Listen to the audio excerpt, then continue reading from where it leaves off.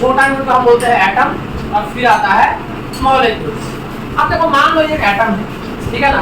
इस एटम के जो न्यूक्लियस है, क्या बोलते हैं इसको? न्यूक्लियस। न्यूक्लियस है इसका नाभि। इसमें दो एलिमेंट पाए जाते हैं, एक को हम बोलते हैं ये है प्रोटॉन और दूसरा है उसको हम बोलते हैं न्यूट्रॉन। न्यूक्लियस के किसी भी एटम के न्यूक्लियस में दो चीजें पाई जाती है, पहला होता है प्रोटॉन और दूसरा होता है न्यूट्रॉन। जो तुम्हारा प्रोटॉन है उस पर ऑलवेज पॉजिटिव चार्ज होता है और जो तुम्हारा न्यूट्रॉन है उस पर न्यूट्रल चार्ज होता है, मतलब कोई भी चार्ज नहीं होगा। और किसी भी एटम के चारों बगल एक चक्कर लगाता है उसको हम बोलते हैं कि ये इलेक्ट्रॉन है। जो भी किसी भी एटम के चारों बगल अपने अपने ऑर्बिट में चक्कर लगाएगा उसको हम बोलेंगे कि ये इलेक्ट्रॉन हो गया। तो इलेक्ट्रॉन जो होता है हमेशा किसी भी एटम के चारों बगल रिवॉल्व करता है, रिवॉल्व अराउंड द एटम। और किस पे रिवॉल्व करता है? तो ये जो होता है ना इसको हम बोलते हैं ऑर्बिट। क्या बोलते हैं? ऑर्बिट बोलते हैं।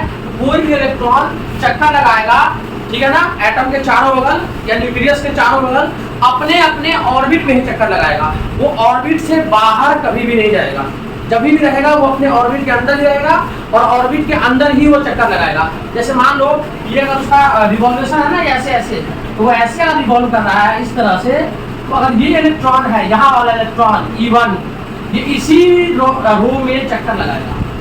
यहाँ पे जो इलेक्ट्रॉन है वो इस वाले में ही चक्कर लगाएगा, यहाँ पर जो इलेक्ट्रॉन है वो इस वाले में ही चक्कर लगाएगा। मतलब जिस भी इलेक्ट्रॉन का जो जगह है वो उसी में चक्कर लगाता है।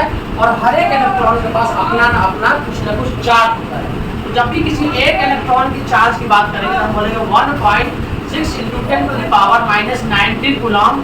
इतना चार्ज जो है एक इलेक्ट्रॉन के ऊपर होता है जब वो किसी भी एलिमेंट के चारों बगल रिवॉल्व कर रहा होता है या चक्कर लगा रहा होता है। तो 1.6 × 10⁻⁹ के रेशियो में उसके पास चार्ज होता है किसी भी इलेक्ट्रॉन के पास। दूसरी बात, सबसे खास बात, ये एटम है तो कोई भी एटम है तो हर एक एलिमेंट के पास एटम होगा, उसके पास एटम है। हर एक एलिमेंट के पास क्या होता है? एटम है। तो मॉलिक्यूल्स भी है।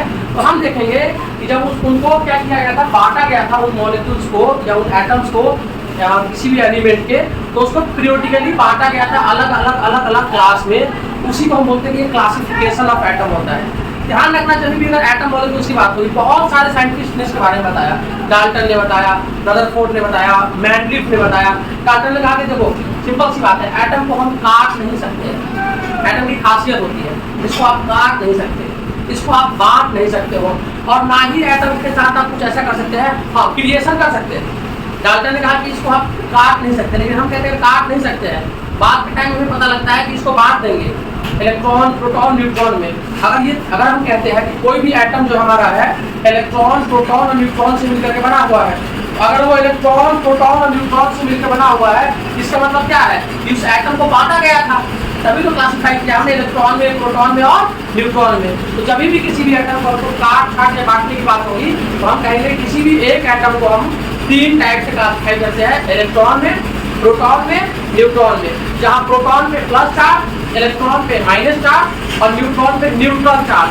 न्यूट्रॉन पे कोई भी चार्ज नहीं होता है। इसको आपको ध्यान रखना है कि जब भी हम एटम की बात करेंगे तो हर एक एटम तीन चीजों से बना होता है, इलेक्ट्रॉन से, प्रोटॉन से और न्यूट्रॉन से। इलेक्ट्रॉन पे चार्ज माइनस होता है, प्रोटॉन पे चार्ज प्लस होता है और न्यूट्रॉन पे चार्ज न्यूट्रल चार्ज होगा। ठीक है ना, इसको नोट करना।